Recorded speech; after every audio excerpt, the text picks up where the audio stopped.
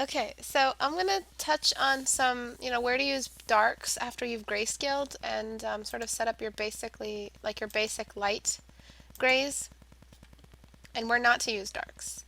So where you are not supposed to use them. So even if it's a 14-day challenge, I'm just going to use this as an opportunity to cover that because I feel like I haven't covered that enough. So I'm going to be covering that. But before um, uh, I start, do you guys have any questions? Because I have a tiny announcement to make.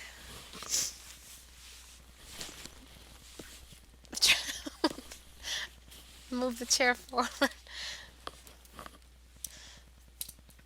I just want to, if anyone has any questions or other pieces they want me to look at before I start. Sorry, I need to chug this tea. Wait, one sec.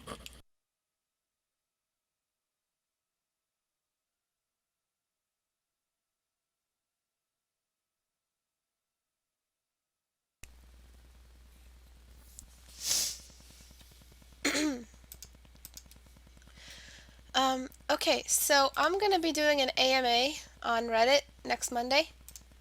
Thought it'd be cool to just do one. And so that's announcement number one. Um, so you guys post your questions and I kind of just hover away from the computer and then come back and answer them all. And after I answer them all, I kind of am just going to choose my favorite ones and make a video out of it for YouTube. For those who just don't want to go to Reddit and read through everything, I'll just read my favorite questions and how I answered them and all that. Some of them, I'm sure some of them will be technical questions about art, about all that stuff that we already teach and cover. Why are these off? Why are you off?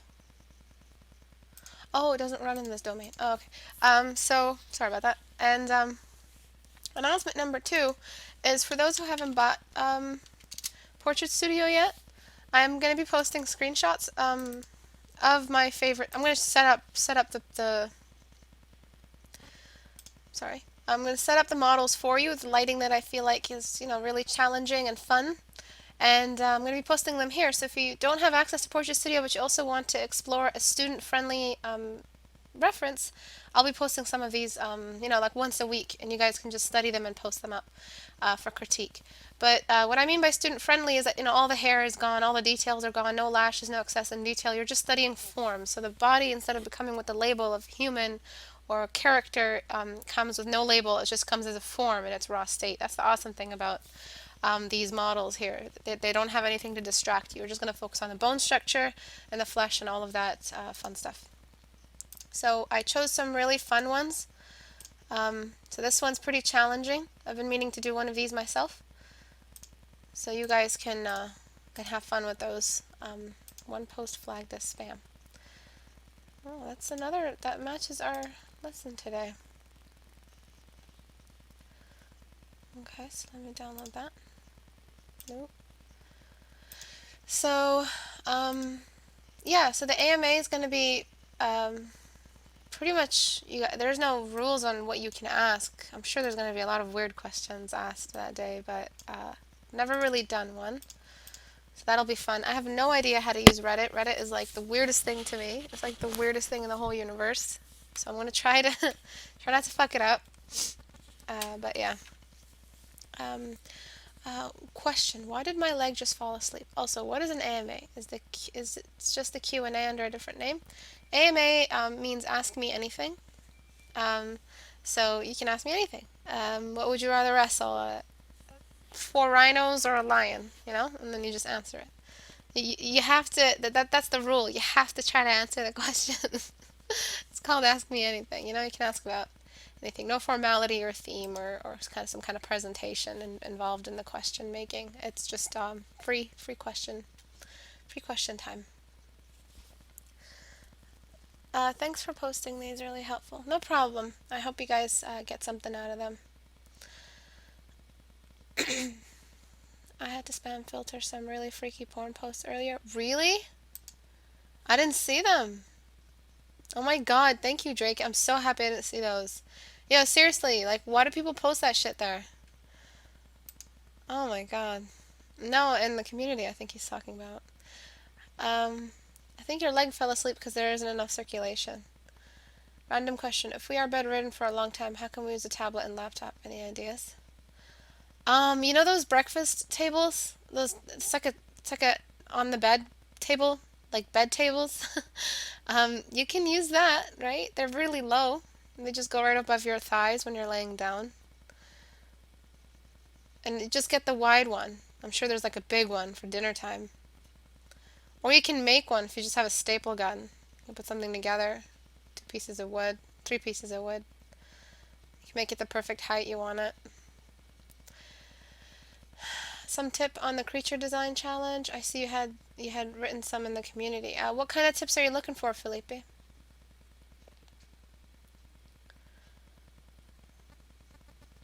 See any more questions?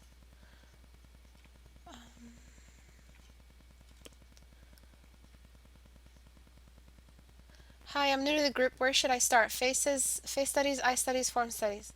All of those fall in the same category, which is one like working in grayscale. So it's not a matter of which you start with. No matter which one you start with, you're going to be studying the same stuff. You're still going to be studying hills and valleys of shadow and highlights. You're still going to be studying cast shadows, blending, detail.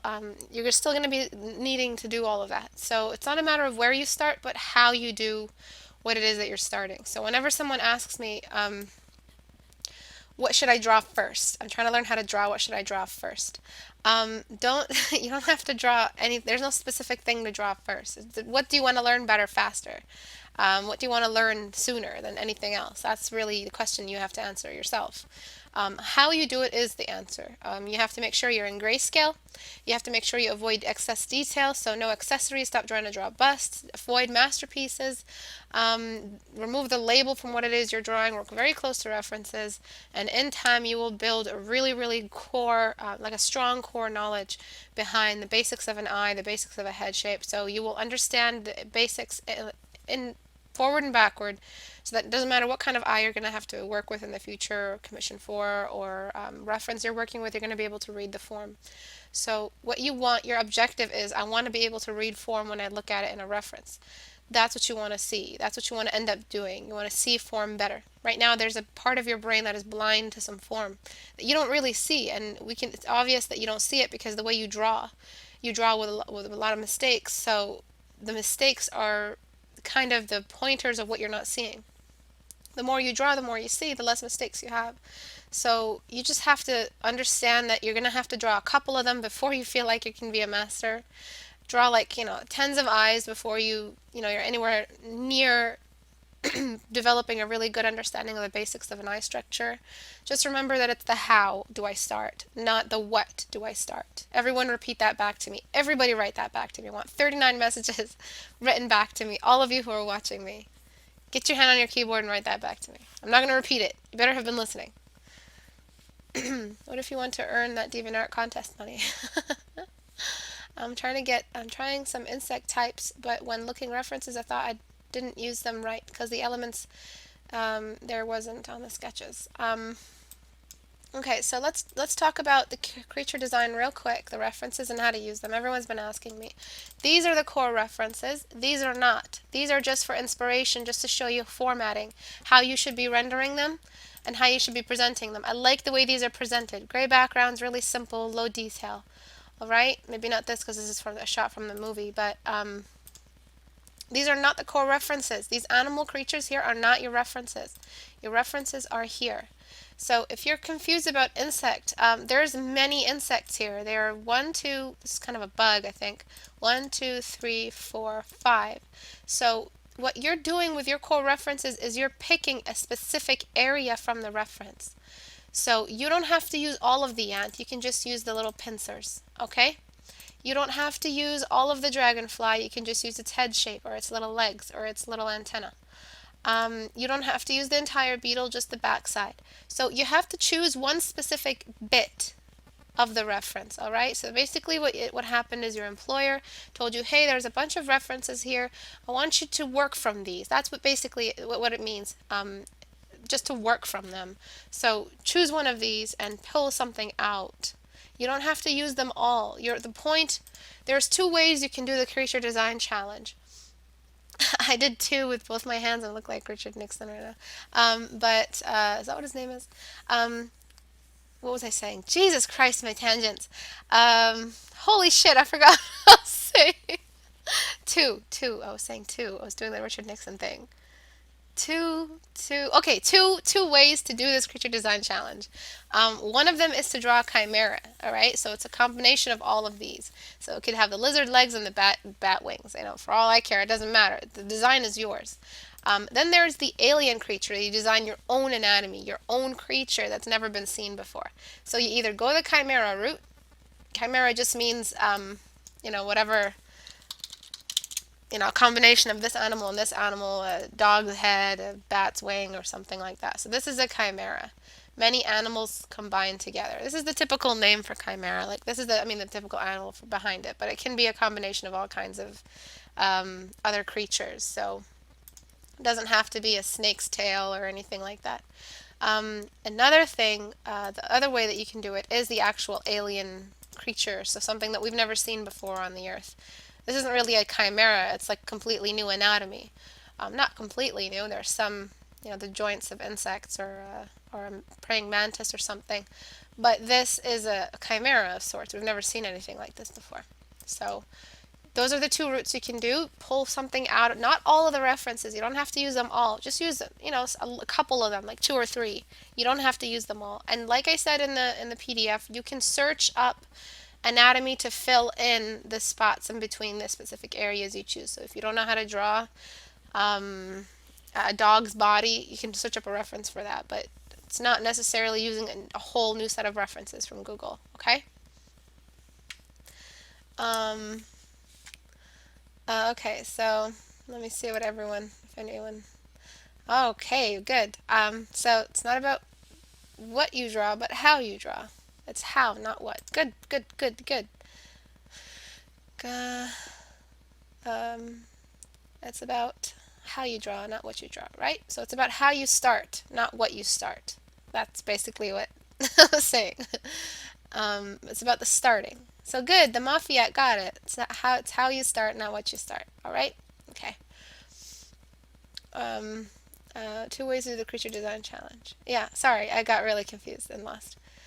Sphinx, Manticore, Harpies, big things. No problems, Felipe. Just make sure you guys ask the questions, clarify before the day. The critique hours for the creature design challenge will be on the, okay, what did I do? What happened? Will be on the 12th and the 14th? 14th and the 16th? What? What? It's 2015. Oh my god. 2016 April. Yeah, the 12th and the 14th, okay? Sorry, I'm all over the place today. And I wanted to say one more thing, but I forgot what it was. Doesn't matter. If it was important, I'd remember it. Okay, so let's get started. I wanted to cover this topic. I've never really covered it before. It's caused a lot of trouble. And what I see always is either you guys are using too much dark in your grayscale plates. Plates just meaning what you've already set up, what you've already painted before you went that final stretch into the dark grayscale values. So before you jump to the grayscale values, you set up a nice sort of up and down jump or hills and valleys, depressions and peaks of light and medium dark, sort of medium light and medium dark grayscale. So what you see here. And this is a Cancer, because what happens is if you don't know how to jump into the darks and you don't know how to use them, what will happen is your images will always have this washed out, grayed out grayness that doesn't have any real, not this one, that doesn't have any real depression to it, doesn't have any real depth. So what happens is that this diagnosis is, you look flat. It looks flat. What happens? And the cure is going that extra level of darkness lower. So what I'm going to do is I'm going to jump into this and I'm going to show you exactly where you're supposed to place these darks in your painting. Okay? So let's just set up a couple rules. The dark spots are a given. The dark spots are either the pupil or cavities. Anything that's recessed, anything that's inside, or anything that is a cavity. So the nostrils, are a cavity. They're a cave, right? Fit your finger just perfectly in here. I'm sorry, I don't know why I'm so hyper today. I had too much yogurt. But what you have to do is remember that as long as it's within these two, as long as it's not any of these two, uh, you don't have to ever use any deep darks. Even the highlights don't have to be that highlighted as long as you use the darks. So the highlights aren't that necessary if you already have established really nice dark deep depths for the face, because the face could be pale, it might not have that medium dark mid-tone color in there. So all you have to do is remember that the dark spots are one way that this can be that you can darken a face, that you can use the dark spots. The dark spots are a given. All right, so already we have so much form. Another massive rule is pigmentation. Everyone write that back to me.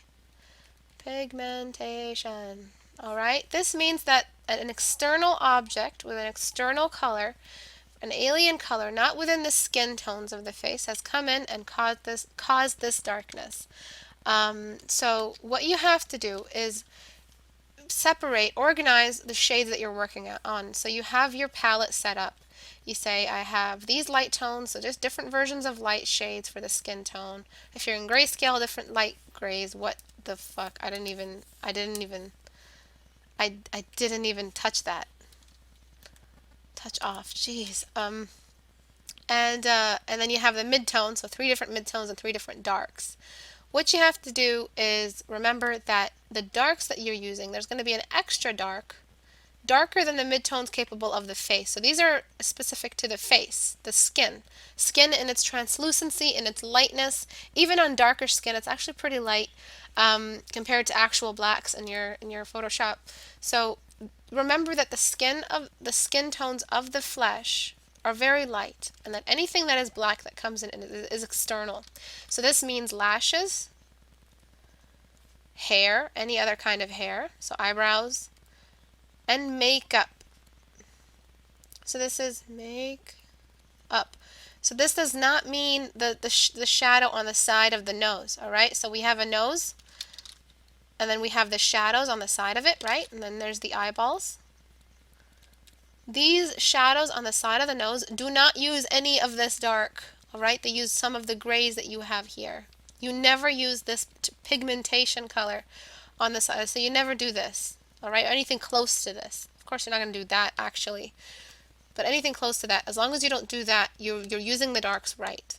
So that's what I'm trying to say here, is that you're not supposed to use the dark spots on anything that is not a cavity, the dark spots, or an external source of darkness, which is pigmentation that can come either from lashes, any other kind of hair, or makeup.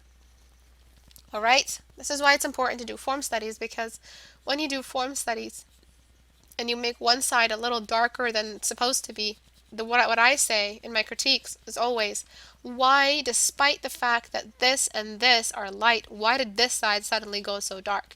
The only equivalent of this in the real world is if someone got some paint on a paint roller and actually painted this side, manually painted it in dark. Because naturally, if this was a light gray cube all around, it would never have reached this dark black.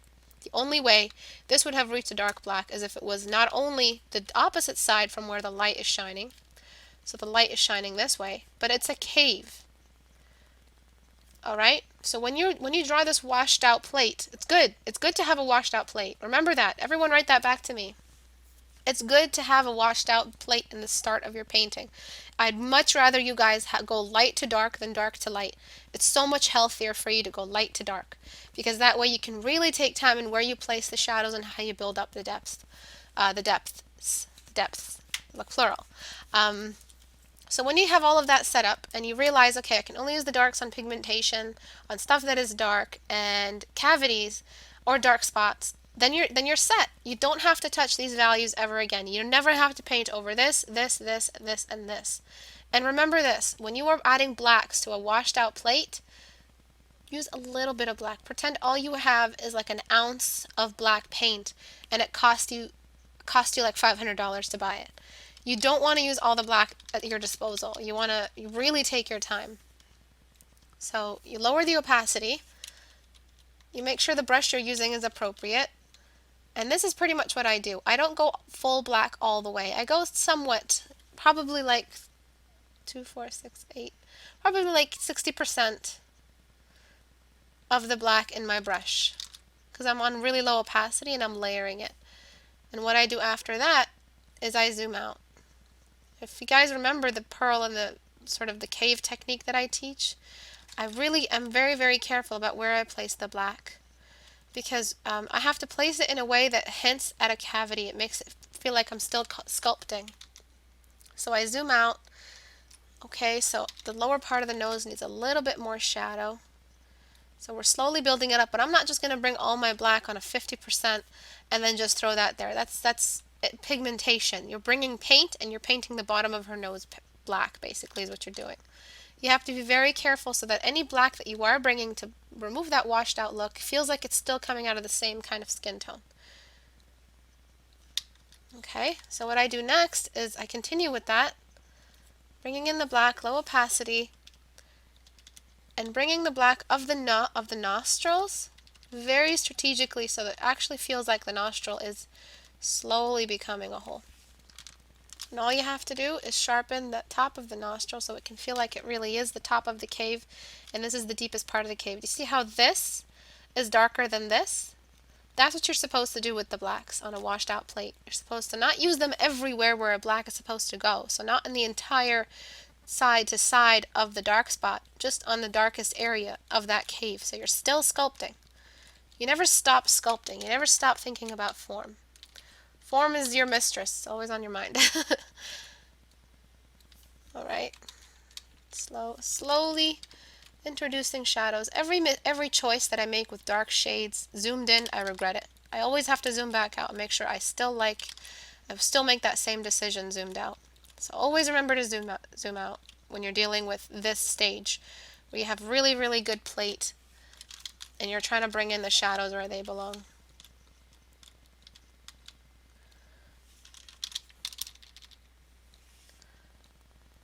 Okay. So again, I raise my opacity up and clean the edges. Whoopsie. Cleaning the edges is really important for detail. You don't always have to shrink your brush to clean an edge or bring in detail. All you have to do is raise your opacity and then create that shadow. I am not bringing in anything new. I am just using the shades already there on the face to create this shadow. Alright, so this is a cavity, and this is the bottom side of that cube, so it's not so dark it feels like we brought in paint. But it's also not so light that it's no longer working as a cavity, as the lower part of the nose. Alright, so what else? The top of the lip is usually darker, so I'm slowly darkening the top of the lip. Not everywhere, it's getting darker around the edges of the lip. And eventually it will reach a dark spot.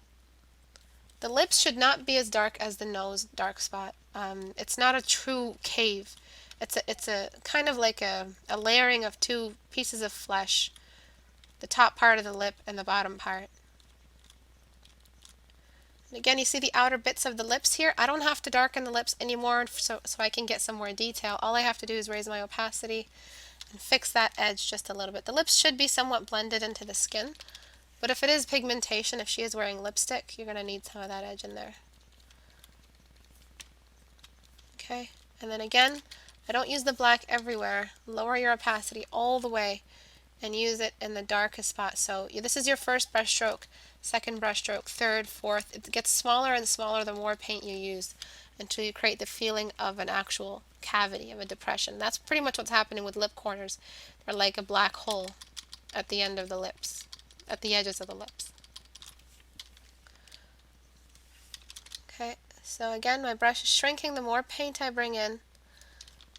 And then again, zoom out. Always zoom out. You will make mistakes if you don't zoom out. You will make mistakes that you don't see. At least when we zoom out, we can make mistakes, but we'll see them right away and we'll fix them right away because we have a good vantage point over the spectrum. Right, Cupid's bow. Not so dark. And then now you create the spectrum. Now pretty much you have it. You say, if this is how dark this kind of cavity is, I can't go any darker than this anywhere that isn't a cavity. So the inner part of that nostril gets a little bit of light. See that right there? The inner part here gets a little bit of the nostrils are like kind of not a perfect hole moving away from us, but kind of moving up. So we still see the inner part of that cylinder before it spirals up. And on the outside of the lips, just start bringing in that black hole kind of halo of shadow. Alright. I'm going to use sharpen tool because it'll darken and sharpen at the same time. I don't have time to continue layering as I would. And then again, over here, find your black that you used. Raise your opacity and create that edge. The pupils need that sharpness, and they need to be a perfect circle. Right? And now that we have all the dark spots, okay, what's left is the pigmentation. The fact that there are areas that have an external pigmentation. Pigmentation can come in from eyelashes or makeup. On the waterline, no, actually, not the waterline. On the lips, no, my bad. Not the lips, that's makeup. That's lipstick. But there is makeup for the upper eyelid. On the eyelid, the lash line right here, this is where we place in that really, really thick black line. And this is a result of both pigmentation from lashes and pigmentation from makeup. And most of the time, trust me, you're going to be painting a portrait with makeup that has makeup on it. The lower eyelid, I don't need to darken it so much. It's mostly the upper eyelid because it works as shade for the eye, where lashes come in a little bit thicker, and we use makeup to complement that. The bigger the eye, the longer the lashes, the thicker the lashes. A couple of shadows. Actually, I'm not going to use the dark. I'm just going to sharpen like I showed you guys. Basically using a really, really clean edge. Instead of using a line or bringing in a darker shade, what we do is we clean up the edge to give that a chance to create the illusion of detail before we bring in an external shade. Okay, and then what's left after this is, let me do a before and after real quick. Before, after. So where we don't have to touch anywhere else. This painting is done. We just have to bring in some darkness for the hair. And her hair could be light. We just need to bring in some shadow just around here for the light. A couple more pieces here. Kind of just fix her neck a little bit. It's a little bit thick for her face. It kind of has a baby face and a woman's body. But that's pretty much it. You just have to realize that is it a cavity? Is it an external pigmentation, or is it one of the dark spots if it's on a face? All right?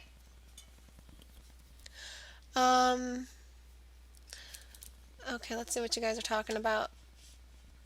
Are you guys paying attention to class? Who doesn't wash their plate? It's a question. Istebrak, would you recommend putting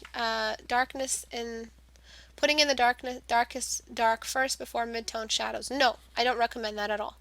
I recommend that you use the mid-tone first and go darker from that. Or not even using highlights, just mid-tone and then darker. I don't recommend putting on the darkest dark and then working up, because you will almost always have muddy colors. If you are painting in grayscale and you work dark to light, you will have muddy colors. Everyone write that back to me. Not repeating it. Gonna find out who's paying attention and who's not. Okay. Let me see other questions.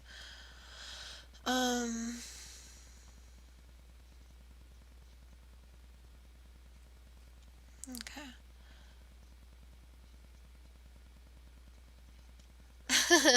I'm saying it's going to cost you that much just so that, it's an incentive not to use it or overuse it. You always want to use the darks as little as possible on skin. Alright, so there's that. Before, after. That's what you want to do. You want to bring in form without using too many darks. Only using them where they're really needed. So look at how tiny the real area is, the actual area where we use the full dark. Everything else is a step down from that. Just so that we can show that, this part of the face looks down. This looks down. The lashes have pigmentation. so it doesn't feel so washed out. This is the next step pretty much. If you get confused and you're done and you come to this step right here and you're like, I like how this looks, I want to finish it, I don't know how to finish it. That's what you do. You think about the dark spots and the cavities. That's where you place in the next level of black. If you are working in grayscale, blank, muddy colors, if you work dark to light, your colors will get muddy. Yes, if you work dark to light and you want to transfer those dark colors into color, they will look muddy. So it's always best even if you're painting a colored face, to work mid-tone or light to dark, because that will almost always ensure that your colors are not muddy. Okay, so what's next here is that same thing. It's just that you haven't in your palette, you haven't even addressed the fact that you might need black. This means that you're not thinking about it. You're thinking very topically when it comes to form. So you're thinking like this when it comes to form. In your brain, when you think of shadows, you think shadow, and then a shadow here, and then the light here. That's how you think. What I want you to do is start thinking like this. What are you going to do when this kind of thing sneaks up on you in a painting? How are you going to represent this as shades? You can't use this shade because this shade was used for these kinds of valleys. You can't use the same kind of shade. I mean, is this and this at the same depth? Are they the same? This is a grave and this is a tiny little hill, or valley of a hill. How do you represent this kind of depression in a painting? How do you represent the kind of depression that a nose is in a painting? You have to use a deeper shadow. How about things that are actually black? How about pigmentation, actually black pigments? You have to start addressing the fact that while you're preparing your palette, realize that somewhere down the line I'm going to need this dark a shade,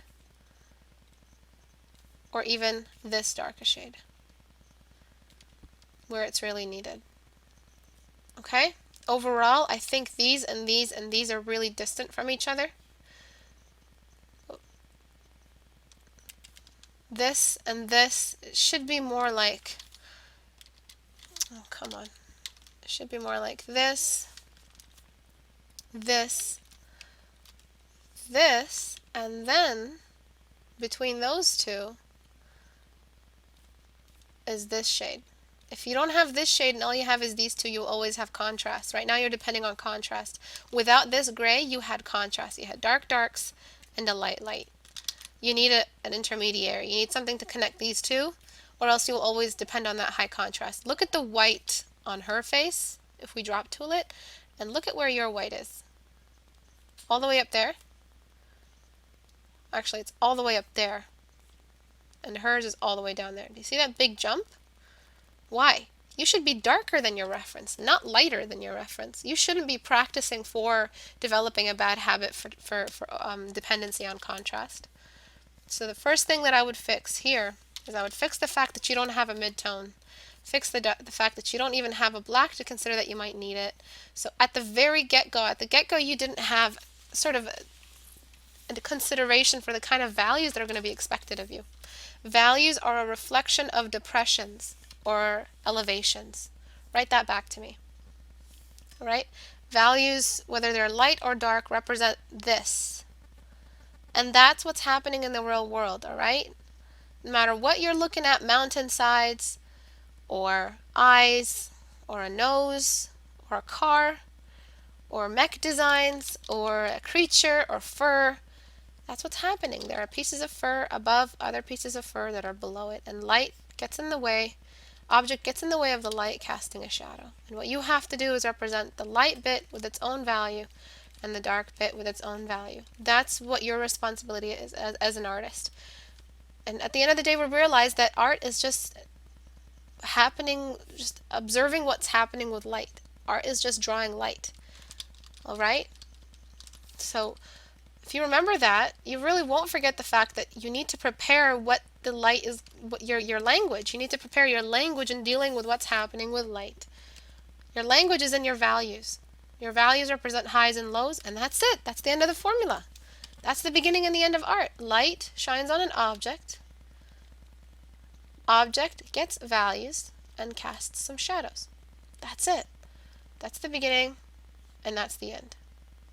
Elevation, depression, or elevation, depression. Alright? This part gets the highlight, and this part gets the shadow. You need to start preparing your values a little better and realize that your values are your language in painting. They are what you're going to be talking with. So this value right here is needed for this. Okay.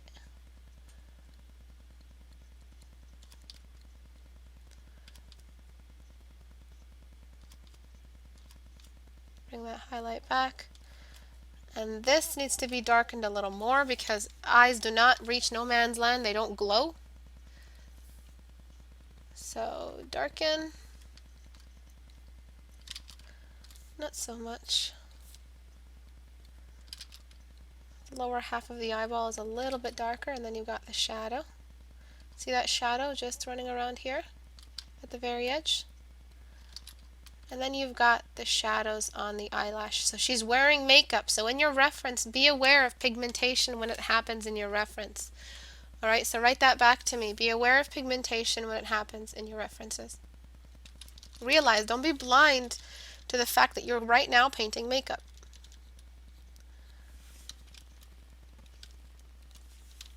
Okay? And the cast shadow. Tiny little cast shadow trace over here.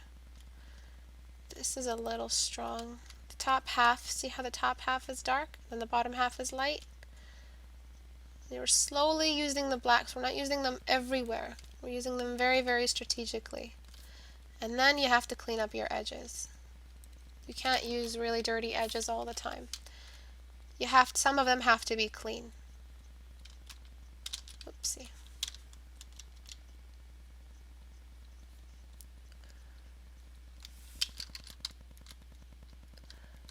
So I'm just thinking about the reference. There are no major highlights on the top of the eyelid, sorry. Except the main one that comes with hooded eyes, like this.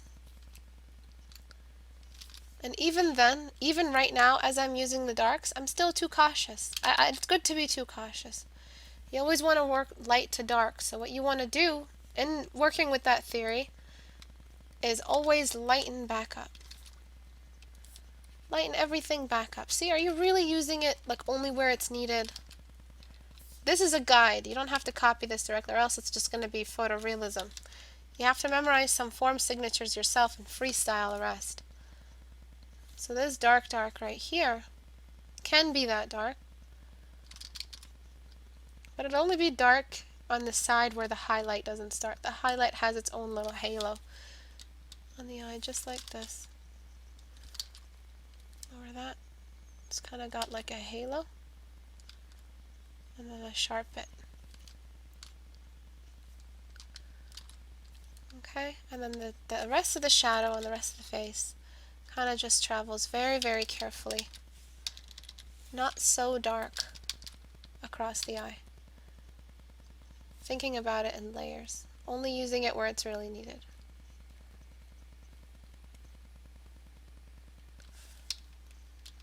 Move in the grain the hair is growing in as well. And one stroke, shorter stroke, and then a shorter stroke. And that's how we bring in sort of the darkest dark in levels. And after that, it's just detailing. So we've got a shadow on this side. Oopsie. Shadow on this side and a shadow on this side. And then the highlights.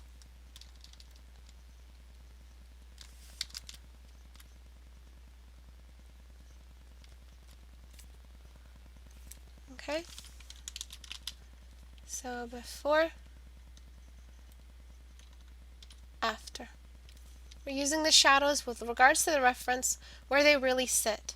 You use too much contrast to create the illusion of like the way lines work. This is the back side of the paper and this is the pencil.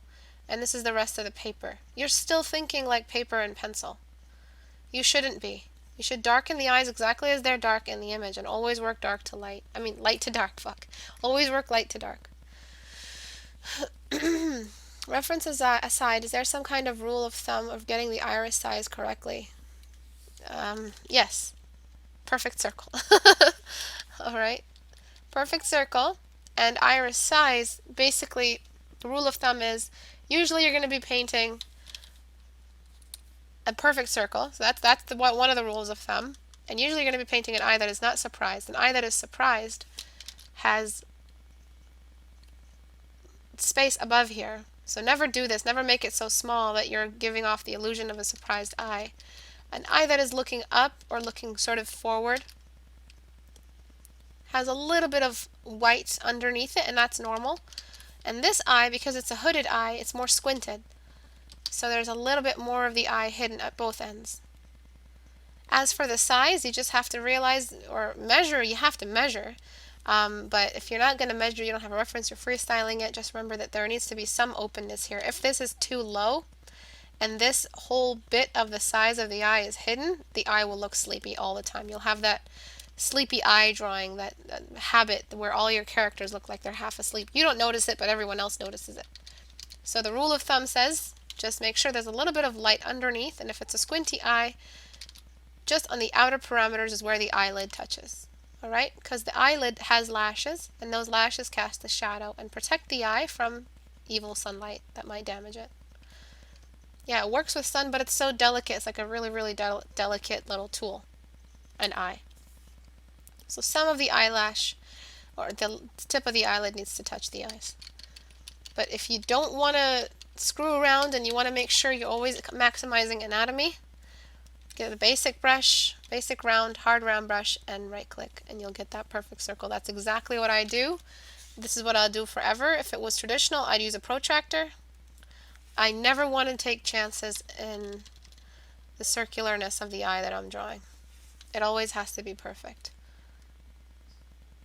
Okay, darker on the upper bit, a little lighter on the outer bit, and then the light here.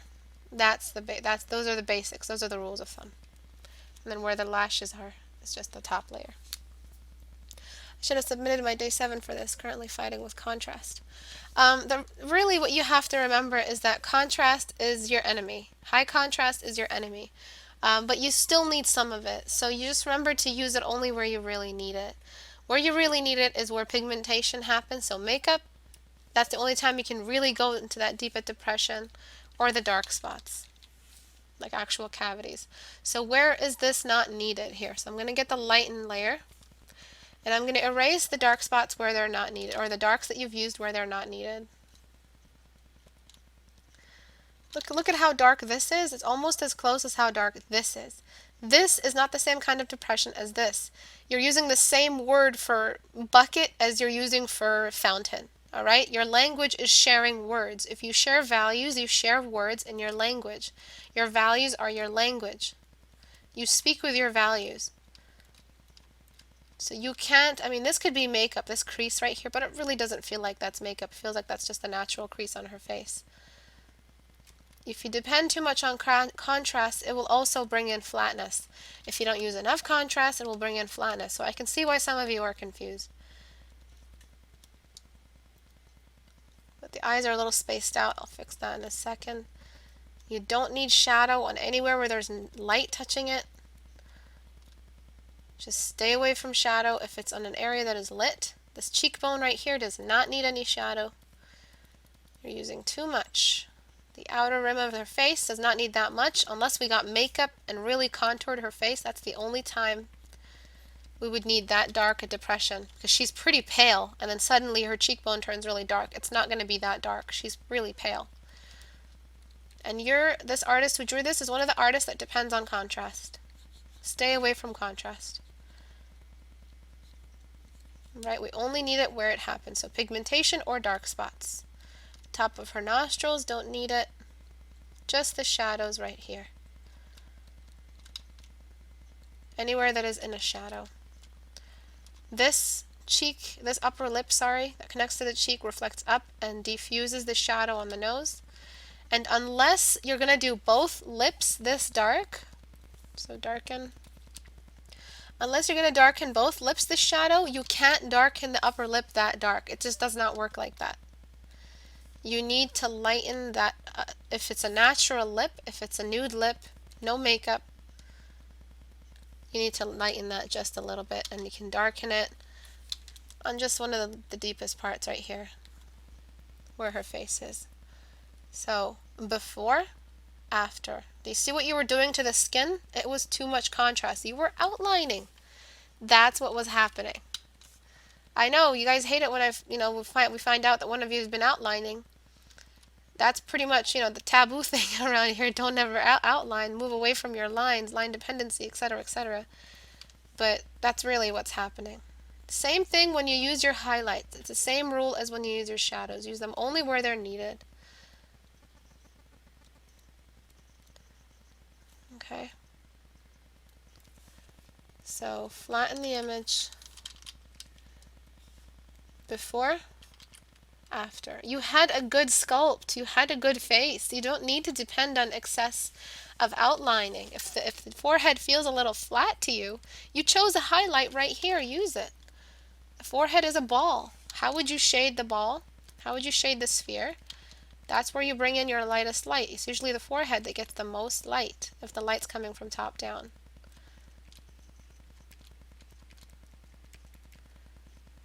Okay, if it feels a little flat to you, all you have to do is just identify where the highlight is. Before you're using the background color, basically it was like sketching. That's how I would sketch.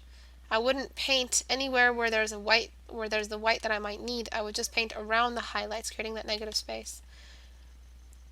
But this is digital painting. You don't need to do that. Alright? And as for the eyes being spaced out, what you want to do when you want to create a character that looks like it's gazing into the forward, you have to make it seem like they're squinting, not squinting, crossing their eyes just a little bit. So before, after. She looks like she's looking at me right now. Or before she was kind of zoned out. Alright, when you want a character's eyes to focus, all you have to do is just cross their eyes ever so gently. Don't overdo it. You just need it where it's needed. Alright, so you don't need shadow on the lower part of the cheeks. You need light on the lower part of the cheeks right here and the upper part on either side of the nose. The only place that gets shadow is on either side of the nose. Like right here, not here, either side. This, either side.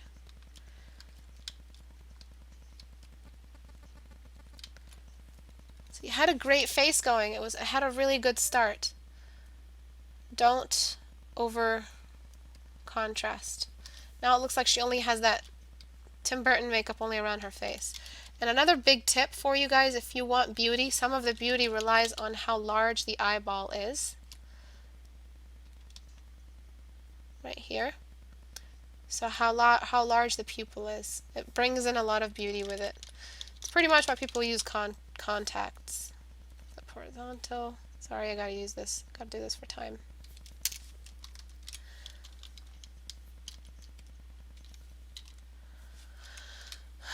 Okay, so before, after. This will bring in more beauty if you do it this way. The eye will seem bigger, where before was a little bit small. Kind of cartoony small. Kind of like the cartoons that do this. Like those kind of cartoons. You don't want to make too much white visible. Sometimes there's enough covering. When people say that person has big eyes, they're most of the time talking about, sometimes they're talking about the lower eyelid visibility and the upper eyelid. Most of the time they're usually referring to how big the pupils are. Or the iris is. So I'll leave it the way you did it, but just remember that tip. So before, after, using darks where that's supposed to go. Look how deep this is. You're using the same word that you used for the side of the nose, or deeper here for the side of the face than it is for this actual eye socket depression. This is an actual cave. This isn't a cave. This is just the side, and I'm sure the white room is going to reflect in and cancel out some of this. This should have been used here, not here. Alright, so leave your shadows only where they belong, which is in depressions or in pigmentation. the pupil of the eye, the iris of the eye actually reads as pigmentation. So I'm running out of time. I can't apply all these changes to every one of these. But pretty much it's the same concept. Darken where it needs to be darkened and think about where your light source is so you know the area that really looks away from the light source. And an area that directly opposes the light source is a cavity, a cave of sorts. um,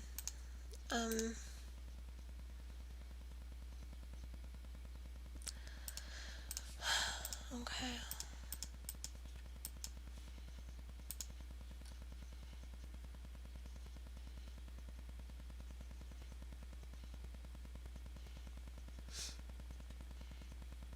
Okay.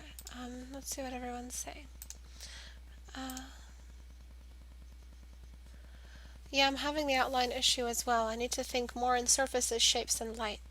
Was this done with a reference? I didn't see a reference when it was posted, I don't think. Is it true black only with a black liner, liquid liner too? Even eyeshadow seems to feather and catch light. Yeah, so it's true with like the darkest layer of eyeliner and like mascara to thicken the lashes. That's when you're going to get that really dark pigmentation that comes in and darkens that upper eyelid. And if someone's not wearing makeup, you can't depend on that liner line to draw the eye for you every time because that's line dependency. So it's an excuse now because it's pigmentation why the upper eyelid line, the upper lashes, can be a bit dark to help you draw them. But you can't always depend on makeup to help you draw. Sometimes you have to learn how to draw the lighter shades and learn how to create edges so that those lighter shades can pop before you settle and bring in a darker shade to make that edge for you. Don't settle on contrast and try to build a nice washed out plate before you bring in the darkest darks. Have a great day, everyone. Thanks everyone for coming. Bye bye.